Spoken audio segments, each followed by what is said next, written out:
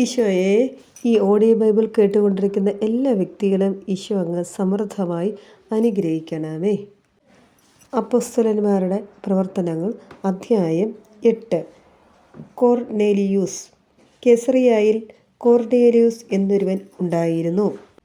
അവൻ ഇത്താലിക്ക് എന്ന് വിളിക്കപ്പെടുന്ന സൈന്യ വിഭാഗത്തിലെ ഒരു ശതാധിപനായിരുന്നു. അവനും കുടുംബവും ദൈവഭയവും ഭക്തിയുമുള്ളവരായിരുന്നു. അവൻ ജനങ്ങൾക്ക് ഉദാരമായി ദാനധർമ്മം ചെയ്യുകയും ദൈവത്തോട് നിരന്തരം പ്രാർത്ഥിക്കുകയും ചെയ്തു പോന്നു. ഒരു ദിവസം ഏതാണ്ട് 9-ാം മണിക്കൂറിൽ കോർണേലിയൂസ് എന്ന് വിളിച്ചുകൊണ്ട് ഒരു ദൈവദൂതൻ ആഗതനാകുന്നത് ഒരു ദർശനത്തിൽ അവൻ വ്യക്തമായി കണ്ടു. ഭയവിഹ്വലനായി ഉറ്റുനോക്കിക്കൊണ്ട് അവൻ ചോദിച്ചു, പ്രഭോ, ഇതെന്താണ്?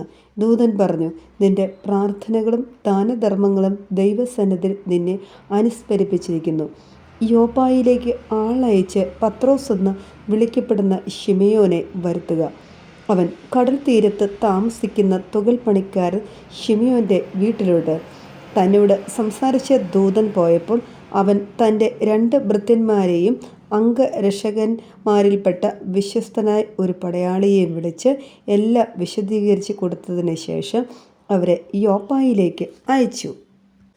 അവർ യാത്ര ചെയ്ത് പിറ്റേ ദിവസം നഗരത്തെ സമീപിച്ചപ്പോൾ പത്രോസ് പ്രാർത്ഥിക്കാൻ മട്ടുപ്പാവിലേക്ക് പോവുകയായിരുന്നു. ഏകദേശം 6-ാം മണിക്കൂറായിരുന്നു. അവന് വിശന്നു. എന്തെങ്കിലും ഭക്ഷിക്കണമെന്ന് തോന്നി. അവർ ഭക്ഷണം തയ്യാറാക്കിക്കൊണ്ടിരുന്നപ്പോൾ അവന് ഒരു ദിവ്യാനുഭൂതി ഉണ്ടായി.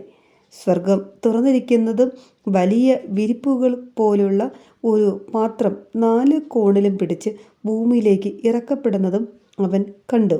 ഭൂമിയിലെ എല്ലാത്തരം നാൽക്കാലികളും ഇഴജന്തുക്കളും ആകാശപ്പറവുകളും അതിലുണ്ടായിരുന്നു. ഒരു സ്വരവും അവൻ കേട്ടു, പത്രോസേ, എഴുന്നേൽക്കുക, നീ ഇവയെ കൊന്ന് ഭക്ഷിക്കുക. പത്രോസ് പറഞ്ഞു, കർത്താവേ, ഒരിക്കലുമില്ല. മലിനമോ അശുദ്ധമോ ആയ ഒന്നും ഞാൻ ഒരിക്കലും ഭക്ഷിച്ചിട്ടില്ല. രണ്ടാമതും അവൻ ആ സ്വരം കേട്ടു, ദൈവം വിശുദ്ധീകരിച്ചവ മലിനമെന്ന് നീ കണക്കാക്കരുത്. 3 പ്രാവശ്യം ഇങ്ങനെ സംഭവിച്ചു. ഉടനെ തന്നെ പാത്രം ആകാശത്തിലേക്ക് എടുക്കപ്പെടുകയും ചെയ്തു. താൻ കണ്ട ദർശനത്തിൻ്റെ അർത്ഥമെന്തെന്ന് പത്രോസ് സംശയിച്ചു നിൽക്കുമ്പോൾ കോർണേലിയൂസ് അയച്ച ആളുകൾ ശിമയോൻ്റെ വീടന്വേഷിച്ച് പടിവാതിൽക്കൽ നിൽപ്പുണ്ടായിരുന്നു. പത്രോസ് എന്ന് വിളിക്കപ്പെടുന്ന ശിമയോൻ ഇവിടെയാണോ താമസിക്കുന്നത് എന്ന് അവർ വിളിച്ച് ചോദിച്ചു. പത്രോസ് ദർശനത്തെക്കുറിച്ച് ചിന്തിച്ചു കൊണ്ടിരുന്നപ്പോൾ ആത്മാവ് അവനോട് പറഞ്ഞു, ഇതാ 3 പേർ നിന്നെ അന്വേഷിക്കുന്നു. എഴുന്നേറ്റ് താഴേക്ക് ചെല്ലുക. ഒന്നും സംശയിക്കാതെ അവരോടൊപ്പം പോവുക. എന്തെന്നാൽ ഞാനാണ് അവരെ അയച്ചിരിക്കുന്നത്. പത്രോസ് താഴെ വന്ന് അവരോട് പറഞ്ഞു, നിങ്ങൾ അന്വേഷിക്കുന്ന ആൾ ഞാൻ തന്നെ. നിങ്ങൾ വന്നതിൻ്റെ ഉദ്ദേശ്യമെന്ത്? അവർ പറഞ്ഞു, നീതിമാനും ദൈവഭയമുള്ളവനും യഹൂദജനത്തിന് മുഴുവൻ സമ്മതനുമായ കോർണേലിയൂസ് എന്ന ശതാധിപന് നിന്നെ ആളയച്ച് വീട്ടിലേക്ക് കൊണ്ടുചെല്ലണമെന്നും നിന്റെ വാക്കുകൾ കേൾക്കണമെന്നും ദൈവദൂതനിൽ നിന്ന് നിർദ്ദേശം ലഭിച്ചിരിക്കുന്നു. അവൻ അവരെ അകത്തേക്ക് വിളിച്ച് അവിടെ താമസിപ്പിച്ചു. അടുത്ത ദിവസം അവൻ അവരോടൊപ്പം പുറപ്പെട്ടു. യോപ്പായിൽ നിന്നുള്ള ചില സഹോദരന്മാരും അവനെ അനുയാത്ര ചെയ്തു. പിറ്റേ ദിവസം അവർ കെസറിയായിലെത്തി. കോർണേലിയൂസ് തൻ്റെ ബന്ധുക്കളെയും അടുത്ത സുഹൃത്തുക്കളെയും വിളിച്ചുകൂട്ടി. അവരുടെ വരവ് പ്രതീക്ഷിച്ചിരിക്കുകയായിരുന്നു.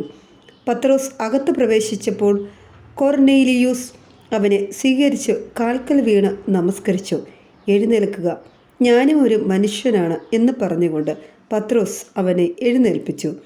അവനോട് സംസാരിച്ചുകൊണ്ട് പത്രോസ് അകത്ത് പ്രവേശിച്ചപ്പോൾ വളരെ പേർ അവിടെ കൂടിയിരിക്കുന്നത് കണ്ടു. അവൻ അവരോട് പറഞ്ഞു, മറ്റൊരു വർഗക്കാരനുമായി സമ്പർക്കം പുലർത്തുന്നതും അവനെ സമീപിക്കുന്നതും ഒരു യഹൂദന് എത്രമാത്രം നിയമവിരുദ്ധമാണെന്ന് നിങ്ങൾക്ക് അറിയാമല്ലോ.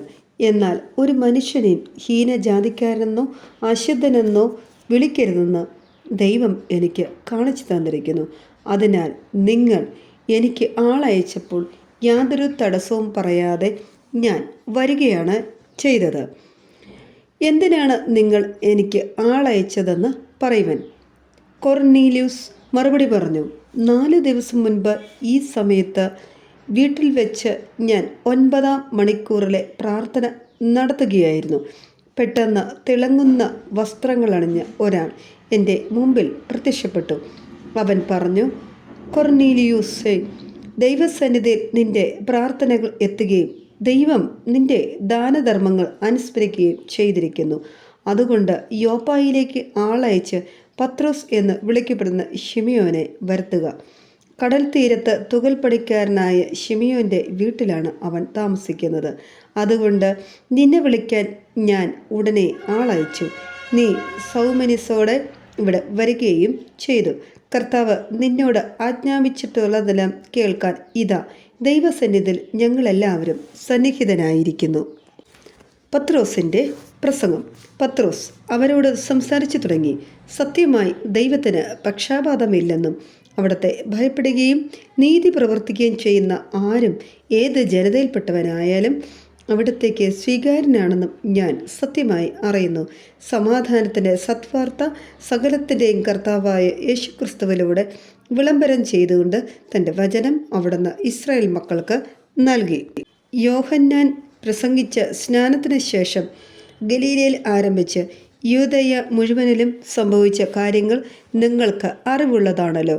നസ്രനായ യേശുവിന് പരിശുദ്ധാത്മാവിനാലും ശക്തിയാലും ദൈവം എങ്ങനെ അഭിഷേകം ചെയ്തുവെന്നും അവൻ എപ്രകാരം നന്മ പ്രവർത്തിച്ചുകൊണ്ട് പിശാചിനാൽ പീഡിപ്പിക്കപ്പെട്ടവരെ സുഖപ്പെടുത്തിക്കൊണ്ടും ചുറ്റി സഞ്ചരിച്ചുവെന്നും നിങ്ങൾക്ക് അറിയാം. ദൈവം അവനോട് കൂടെ ഉണ്ടായിരുന്നു. യഹൂദന്മാരുടെ ദേശത്തും ജെറുസലേമിലും അവൻ ചെയ്ത എല്ലാ കാര്യങ്ങൾക്കും ഞങ്ങൾ സാക്ഷികളാണ്. അവർ അവനെ മരത്തിൽ തൂക്കിക്കൊന്നു. എന്നാൽ ദൈവം അവനെ 3-ാം ദിവസം ഉയർപ്പിക്കുകയും പ്രത്യക്ഷനാക്കുകയും ചെയ്തു.